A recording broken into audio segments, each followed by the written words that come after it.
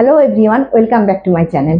আজকে যে মহান ব্যক্তিত্ব সম্পর্কে আলোচনা করব তিনি ছিলেন বাংলার নবজাগরণের অগ্রদূত, বাংলা গদ্য সাহিত্যের রূপকার দয়ার সাগর বিদ্যাসাগর, ঈশ্বরচন্দ্র বিদ্যাসাগর। এই বিদ্যাসাগর মহাশয়কে বাংলার সব বয়সের মানুষ চেনেন। শুধু কি বাংলা, গোটা ভারতবর্ষে তিনি চিরস্মরণীয় হয়ে আছেন। স্ত্রী শিক্ষার প্রসারক হিসাবে, সমাজ সংস্কারক হিসাবে, বিধবা বিবাহ প্রবর্তক হিসাবে। আর ওয়েস্ট বেঙ্গলের পাঠ্য বিষয়ে ঈশ্বরচন্দ্র বিদ্যাসাগরকে পড়ানো হয়, কিন্তু সিলেবাসের বাইরেও ঈশ্বরচন্দ্র বিদ্যাসাগরকে জানতে হবে। তার পুরো জীবনটাই হচ্ছে প্রত্যেকটা মানুষের কাছে শিক্ষামূলক। তার মহানুভবতা, তার মাতৃভক্তি, তার মানবিকতা বোধ, তার ন্যায়পরায়ণতা, তার সততা, তার কষ্ট সহিষ্ণুতা, সকল কিছু একটা উজ্জ্বল দৃষ্টান্ত হয়ে আছে আমাদের কাছে। আর আজকে আমরা যে সমাজে দাঁড়িয়ে আছি, যেখানে দাঁড়িয়ে সততা আস্তে আস্তে শেষ হয়ে যাচ্ছে, নৈতিক অধঃপতনের দিকে মানুষ যাচ্ছে, সেখানে ঈশ্বরচন্দ্র বিদ্যাসাগরের মতো একটা বজ্র কঠিন এবং এইরকম একটা মানুষের সম্পর্কে যত আলোচনা করবে এবং যত ছোট্ট ছোট্ট ছেলে মেয়েদের সামনে তার জীবনকে তুলে ধরা হবে, সেভাবেই চরিত্র গঠন করা সম্ভব। তাই আজকে এই সেপ্টেম্বর মাসেই আমি শুরু করছি বিদ্যাসাগর নিয়ে পর্ব। বিদ্যাসাগরের প্রথম পর্বে আলোচনা করব তার জন্ম বৃত্তান্ত, জন্ম সম্পর্কে কতগুলো বিষয় এবং তার ছেলেবেলার কতগুলো ঘটনা। মূলত ঈশ্বরচন্দ্র বিদ্যাসাগর তার আত্মচরিতে তার ছেলেবেলার কিছু ঘটনার কথা উল্লেখ করে গেছেন। আসলে আত্মচরিত তিনি কমপ্লিট করে দিতে পারেননি, তাও যেটুকু তিনি বলেছেন সেটা বলবো।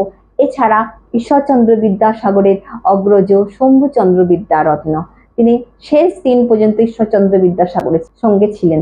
সবাই তার কাছ থেকে বিচ্ছেদ হয়ে গেছিল, কিন্তু তিনি শেষ পর্যন্ত ছিলেন।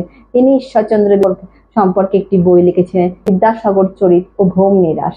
এই বই দুটি থেকে সহজ সরল ভাষায় আজকে আমি কিছু বিষয় পরিবেশন করব। তাহলে শুরু করছি ঈশ্বরচন্দ্র বিদ্যাসাগরের জন্ম বৃত্তান্ত আর তার ছেলেবেলা।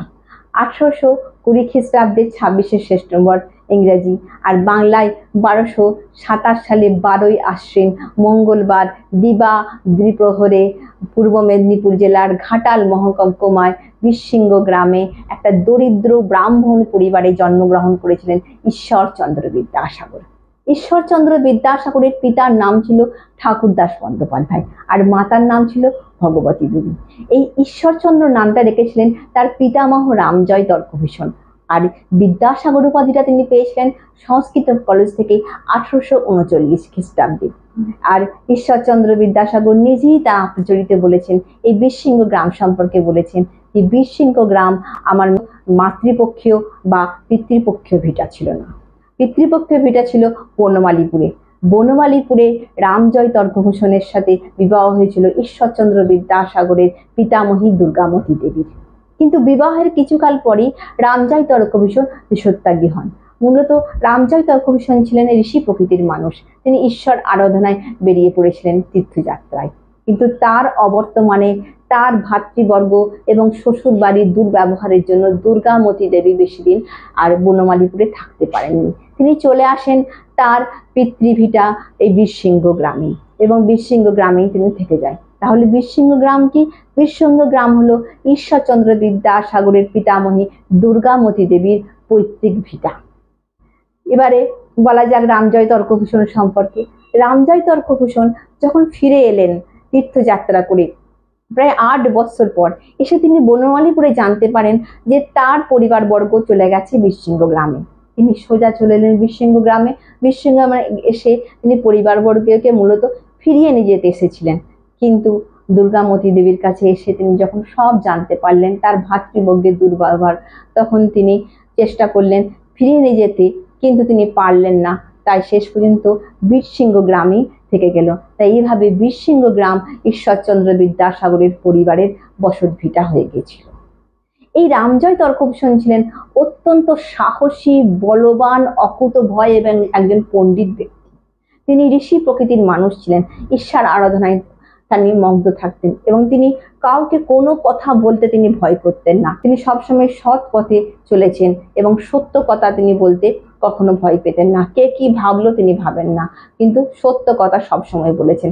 তিনি এতটাই সাহসী মানুষ ছিলেন যে সেই সময় যে জায়গাতে মানুষ দিনের বেলায় যেতে পারতো না, রাতের বেলায় যেতে পারতো না একা, সেখানে তিনি একবারে নির্ভয়ে চলে যেতেন এটাই রামজয় তর্কভূষণ সম্পর্কে এই সমস্ত বলেছেন ঈশ্বরচন্দ্র বিদ্যাসাগরের আত্মচরিতে, এবং শম্ভুচন্দ্র বিদ্যারত্ন তার বইয়েতে সবকিছু লিখেছেন। এই রামজয় তর্কভূষণ যখন ফিরে এলেন, তখন ঠাকুরদাস বন্দ্যোপাধ্যায় তখন কলকাতায় পড়াশোনা করছে। তিনি কলকাতায় গিয়ে ছেলেকে একটা ভালো জায়গায় রাখলেন, এবং যখন দেখলেন ছেলে ভালো উপার্জন করতে পারছে, তখন তিনি আবার দেশত্যাগী হলেন। এবারে একবারে জন্মের মতো, এবারে অন্য কোথাও নয়, চলে গেলেন সোজা কেদার পাহাড়ে। এবং কেদার পাহাড়ে থাকাকালীন তিনি একদিন স্বপ্ন দেখলেন যে কে একজন বলছে তাকে, রামজয় তুমি বৃথায় ভ্রমণ করিতেছ, তুমি যাও তোমার গ্রামের বাড়িতে, দেখো তোমার বংশে একজন ঈশ্বর তুল্য জন্মগ্রহণ করেছে, সে তোমার বংশের নাম চিরস্মরণীয় করে দেবে, সে তোমার বংশের তিলক হবে, সে প্রচুর বিদ্যা দান করবে এবং দরিদ্র মানুষদের সে উপকার করবে, এবং সে হবে দয়ার সাগর। এই কথা শুনে তার নিদ্রা ভঙ্গ হয়ে যায় এবং তিনি উঠে পড়েন। তখন তার মন বিচলিত হয়ে যায়, বহু কাল তো হলো, পরিবারের লোকজন কেমন আছে কি জানি, কে বেঁচে আছে কে নেই, এই ভেবে তিনি আবার শুয়ে পড়েন। তখন আবার যেন কেউ তাকে বলেন, তুমি বৃথায় কেন এখানে আছো, তুমি তোমার দেশে ফিরে যাও, ঈশ্বর তোমার উপর করুণা দান করেছেন। এই কথা শোনার পরে তার ঘুম ভেঙে যায় এবং তিনি পায়ে হেঁটে চলতে আরম্ভ করেন, এবং 6 মাস ধরে পায়ে হেঁটে তিনি বীরসিংহ গ্রামে এসে পৌঁছান। আর বীরসিংহ গ্রামে এসে কি দেখেন, তার পুত্র ঠাকুরদাস বন্দ্যোপাধ্যায়, কানাই দাস সবার বিবাহ হয়ে গেছে, এবং ঠাকুরদাস বন্দ্যোপাধ্যায়ের পত্নী ভগবতী দেবী তখন গর্ভবতী। তাহলে তার স্বপ্ন সঠিকই হয়েছে, তার পরিবারে কে একজন আসছেন। এরপরে যেদিনে ঈশ্বরচন্দ্র বিদ্যাসাগর জন্মগ্রহণ করলেন, সেদিন তাকে কোলে তুলে তিনি তাকে দেখে বললেন, আমার জীবন চরিতার্থ হলো। যেন তিনি পিতামহীকে বললেন, এই সন্তান হবে ঈশ্বর তুল্য, দেখবে এই সন্তান বিদ্যার অধিকারী হবে, এই সন্তান জগৎ জোড়া নাম হবে, এর অভিষ্ট দেব হলাম আমি, তাই এর নাম রাখছি আমি ঈশ্বরচন্দ্র। তাই এই রামজয় তর্কভূষণে রেখেছিলেন ঈশ্বরচন্দ্র নামটা। শুধু তাই নয়, যেদিনে জন্ম হয়েছিল ঈশ্বরচন্দ্র বিদ্যাসাগরের, তার কিছুক্ষণ আগেই ঠাকুরদাস বন্দ্যোপাধ্যায় বাজার করতে চলে গেছিলেন তার কাছের একটি বাজারে, কুমারগঞ্জ নামের স্থানে। এবং যখন ঈশ্বরচন্দ্র ভূমিষ্ঠ হলো, আহ্লাদিত হয়ে তিনি রামজয় তর্কভূষণ তার বাড়ি থেকে বেরিয়ে দেখেন ঠাকুরদাস বন্দ্যোপাধ্যায় বাড়িতে ফিরছে। তখন তিনি এগিয়ে গিয়ে বলেন, এই শোনো, জানো তোমার বাড়িতে একটা এঁড়ে বাছুর হয়েছে। আর ঠিক সেই সময় কি না ঈশ্বরচন্দ্র বিদ্যাসাগরের বাড়িতে একটি গাভী গর্ভবতী ছিল। ঠাকুরদাস ভাবলেন তাহলে সেই এঁড়ে বাছুর হইতে সেই সোজা চলে গেলেন গোয়ালের দিকে। তখন সবাই মিলে হাসতে রইলেন। তখন তার রামজয় তর্কভূষণ ঠাকুরদাসের হাতটি ধরে সুতিকা ঘুরে নিয়ে যেয়ে বললেন, এই হলো সে আরো এঁড়ে বাছুর, তুমি দেখবে এ বড় হয়ে খুব জেদি হবে, কিন্তু একে সামান্য এঁড়ে জ্ঞান করো না, এই জেদি দেখবে একে একদিন জগৎ বিখ্যাত করবে।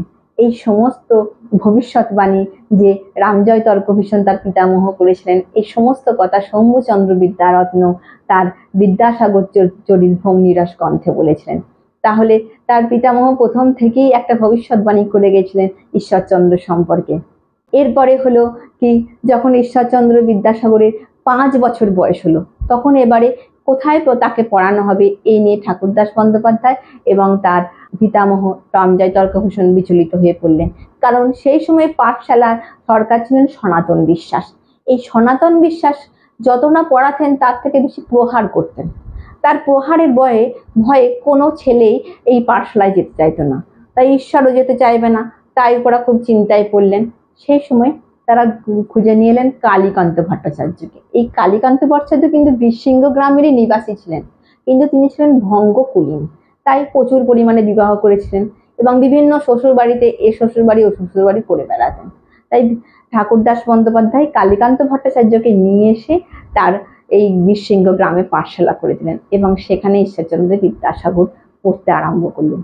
কালীকান্ত ভট্টাচার্য ছিলেন অত্যন্ত ভদ্র, নম্র এবং অত্যন্ত স্নেহ সহকারে সবাইকে পড়াতেন, আর ঈশ্বরচন্দ্রকে অত্যন্ত বেশি ভালোবাসতেন, এমনকি তার সন্তানের থেকেও।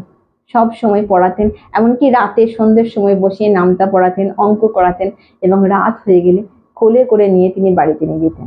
তাই 5 বছর বয়স থেকে পরপর 3 বছর এই গ্রামের পাঠশালাতে ঈশ্বরচন্দ্র বিদ্যাসাগর পড়াশোনা করেছিলেন। তারপরে কিছুদিন পড়াশোনা হলে একদিন কালীকান্ত ভট্টাচার্য ঠাকুরদাস বন্দ্যোপাধ্যায়কে এসে বললেন ঠাকুরদাস, তোমার ছেলের জ্ঞান সম্পন্ন হয়েছে, ও যা শিখেছে পাঠশালায় আর কিছু শেখার নাই। এবার তুমি ওকে নিয়ে গিয়ে কলকাতায় নিয়ে গিয়ে নিজের কাছে রেখে ওকে ইংরেজি পড়াও। ও অঙ্ক শিখেছে, বাংলা শিখেছে, আর হস্তাক্ষর এত সুন্দর যে ও বই লিখতে পারবে।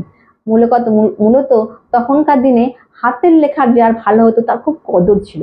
এমনকি যারা বিয়ের প্রস্তাব এলে পাত্রের হাতের লেখা কেমন সেটা কিন্তু আগে দেখতো। তাই হাতের লেখা ছিল ঈশ্বরচন্দ্র বিদ্যাসাগরের খুব সুন্দর। তাই ঈশ্বরচন্দ্র বিদ্যাসাগরকে নিয়ে খুব গর্বিত হতেন তার পিতামহ এবং ঠাকুরদাস বন্দ্যোপাধ্যায়। এই কলকাতা যাবার কথা শুনেই তো সবাই একেবারে ভগবতী দেবী এবং দুর্গতি দেবী কাঁদতে আরম্ভ করে। এইটুকু শিশু 8 বছর বয়সে কলকাতা যাবে, কলকাতা যেয়ে পড়াশোনা করবে। আজকে আমি যে কথা বলছি সেটা হচ্ছে কয়েকশো বছর আগের কথা। তখনকার দিনে একটা প্রত্যন্ত গ্রামের একটা পরিবার, বাবা চিন্তা ভাবনা করছেন তার ছেলেকে কলকাতায় নিয়ে যেয়ে পড়াবে। এটা কতটা প্রগতিশীল চিন্তা ভাবনা। কারণ আজকে যদি কেউ লন্ডন যায় তার থেকে বেশি ব্যাপার হচ্ছে তখনকার দিনে কেউ কলকাতায় আসা। কলকাতায় আসতে কেউ পারতই না, কোনো যাতায়াত ব্যবস্থা ছিল না, কোনো গাড়ি ঘোড়া ছিল না এবং সব থেকে বড় কথা তার প্রগতিশীল চিন্তা ভাবনা। তাই শেষ পর্যন্ত ঠাকুরদাস স্থির করলেন কলকাতায় নিয়ে গিয়ে তিনি ছেলেকে পড়াবেন। 1829 খ্রিস্টাব্দে কার্তিক মাসে তাকে কলকাতা নিয়ে যাওয়ার জন্য সব ব্যবস্থা করলেন। ঠাকুরদাস বন্দ্যোপাধ্যায়, কালীকান্ত ভট্টাচার্য, আনন্দগুটি এবং ঈশ্বরচন্দ্র বিদ্যাসাগরকে নিয়ে কলকাতায় রওনা হলেন। আনন্দগুটিকে নিলেন, যদি এত রাস্তায় চলতে না পারে ঈশ্বরচন্দ্র তাহলে তাকে কোলে নেবে। তখন বীরসিংহ থেকে কলকাতা ছিল 26 ক্রোশ, মানে এখন ট্রেনে হচ্ছে 128 কিলোমিটার, আর বাসে হচ্ছে 120 কিলোমিটার। তখন যেটা আসতো ওরা পায়ে হেঁটে আসতো, শর্টকাট বলতে গেলে, কিন্তু তখন ও সবই ছিল পায়ে হাঁটে। এই বীরসিংহ থেকে কলকাতা আসার আর একটা সহজ পথ ছিল বটে, ওই রূপনারায়ণ নদী দিয়ে পার হয়ে, কিন্তু সেখানে ভয় ছিল পথে দস্যুদের, নৌকাতে জলদস্যুর ভয়ে সে রাস্তা যেতে পারতো না। এছাড়া রাস্তাতে হাঁটাও খুব মুশকিল ছিল, যে কোনো সময় ঠ্যাঙ্গারে প্রাণে যেত।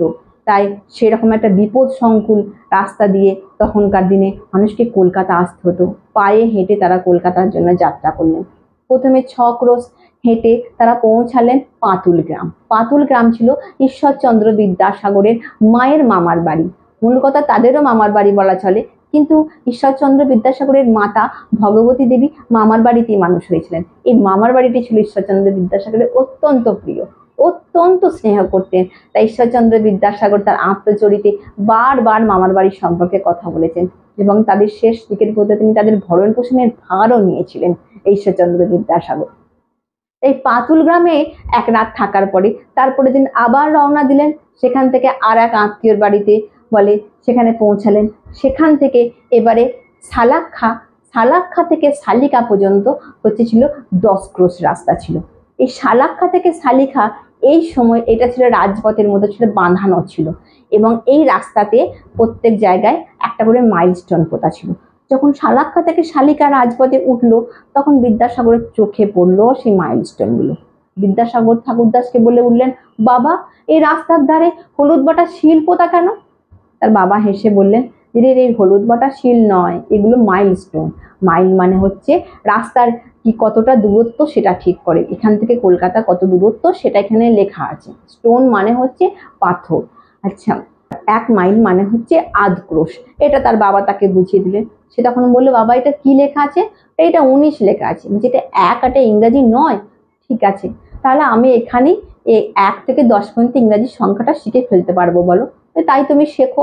এই ঠাকুরদাস বন্দ্যোপাধ্যায় কালীকান্ত বাবু ঈশ্বরচন্দ্রকে দেখতে লাগলেন যে ও কি করছে এবং ও খুব ধ্যান ও জ্ঞানে সমস্ত অক্ষরগুলো দেখতে শিখতে আসছে। সে কতটা শিখতে পেরেছে এটা জানবার জন্য ঠাকুরদাস বন্দ্যোপাধ্যায় আর কালীকান্ত ভট্টাচার্য একটা যুক্তি করলেন। কি করলেন? যখন জগদীশপুরের কাছে এসেছে তখন যে মাইলস্টোনটা ছিল সেটা হচ্ছে 6ষ্ঠ মাইলস্টোন। তখন ঈশ্বরচন্দ্র বিদ্যাসাগরকে অন্যান্য গল্প বলে ভুলিয়ে ওই মাইলস্টোনটা আর দেখালেন না। তারপরে ওনাকে যে ঈশ্বরচন্দ্রকে জিজ্ঞাসা করলেন, এই মাইলস্টোনটি বলো তো কি? ঈশ্বরচন্দ্র দেখে একটু বিস্মিত হয়ে বললেন, এই মাইলস্টোনটা তো মনে হচ্ছে ভুল হবে। বলছে, না হলে আমরা হয়তো দেখতে ভুল করেছি। বলছে, কেন? আমরা 6 নম্বরটা তো দেখিনি বাবা। এটা শোনার পরে ঠাকুরদাস বন্দ্যোপাধ্যায় কালীকান্ত ভট্টাচার্য অত্যন্ত হাসতে লাগলেন এবং অত্যন্ত খুশি হলেন এবং কালীকান্ত বাবু তাকে বুকে ধরিয়ে বললেন, দীর্ঘজীবী হও বাবা। তারা বুঝলেন তার সন্তান এবং তার ছাত্র কতটা বুদ্ধিদীপ্ত, কতটা বুদ্ধিমান। শালিকা পর্যন্ত, গঙ্গার ঘাট পর্যন্ত শালাক্ষা থেকে 10 ক্রোশ ছিল। এই গঙ্গার ঘাটে এসে তারা নদী পার হয়ে বড়বাজারে এলেন ভাগবত সিংহ বাবুর বাড়িতে। এই ভাগবত সিংহ বাবুর বাড়িতেই কিন্তু ঠাকুরদাস বন্দ্যোপাধ্যায় আশ্রয় নিয়েছিলেন। এখান থেকে তিনি কলকাতায় চাকরি করতেন, আর সেই সময় 10 টাকা মাইনে চাকরি করতেন। বড়বাজারে একটা কাঁসার দোকানে তিনি কাজ করতেন। যখন ঈশ্বরচন্দ্র ভাগবত সিংহের বাড়িতে এলেন তখন তিনি মারা গেছেন। তখন সেই পরিবারের কথা হচ্ছে জগদ্দুর্লভ সিংহ। জগদ্দুর্লভ সিংহের পরিবারে ছিল তার স্ত্রী ছিল এবং তার বড় বোন, বোনের ছেলে মেয়েরা, তার স্বামী এবং তার ছোট বোন এবং ছোট বোনের ছেলে। ছোট বোনের নাম ছিল, কনিষ্ঠ ভগিনী ছিল রায়মণি। রায়মণির কথা ঈশ্বরচন্দ্র বিদ্যাসাগর তার আত্মচরিতে বারবার বলেছেন। রায়মণি তাকে অত্যন্ত স্নেহ করতেন, একেবারে সন্তানের মতো। তাই বারবার ঈশ্বরচন্দ্রদের কথা বলেছেন। ঈশ্বরচন্দ্র বলেছেন, এই জগদ্দুর্লভ বাবুর বাড়িতে থেকে কখনোই আমার মনে হয়নি যে পরের বাড়িতে আমি আছি। আমার আর এনাদের ভালোবাসার জন্যই সম্ভব হয়েছিল আমার কলকাতায় থেকে পড়াশোনা করা। ঈশ্বরচন্দ্র বিদ্যাসাগর যেদিন এলেন তার পরের দিনে জগদ্দুর্লভ বাবুর বাড়িতে সকলে বসে আছেন এবং সেই সময় একটা ইংরাজি বিলে টিক দিচ্ছেন ঠাকুরদাস। ঈশ্বরচন্দ্র বললেন যে আমি এই বিলটা টিক দেবো। বলে, তুমি পারবে? এটা তো ইংরেজিতে লেখা আছে। বলে, হ্যাঁ আমি পারবো। কি করে তুমি ইংরাজি শিখলে? তখন সে বললো, আমি রাস্তায় এইভাবে শিখেছি। মাইলস্টোনের গল্পটা বললো। গল্প শুনে সবাই তো অবাক, সবাই আহ্লাদিত হয়ে গেল এবং সবাই বললো, এই ছেলে তো খুব বুদ্ধিমান, এ একজন খুব বড় হবে, একে ইংরেজি স্কুলে ভর্তি করো, একে হিন্দু কলেজে ভর্তি করো। তখন ঠাকুরদাস বললেন, হিন্দু কলেজে আমি ভর্তি করবো। আবার অনেকে বললেন, হিন্দু কলেজে 5 টাকা মাইনে। ঠাকুরদাস বললেন, হলেই বা 5 টাকা মাইনে, আমি 5 টাকা ওর খরচ দেব আর 5 টাকা সংসারের খরচে পাঠাবো, বাকিটা আমি নিজের ব্যবস্থা করে নেব।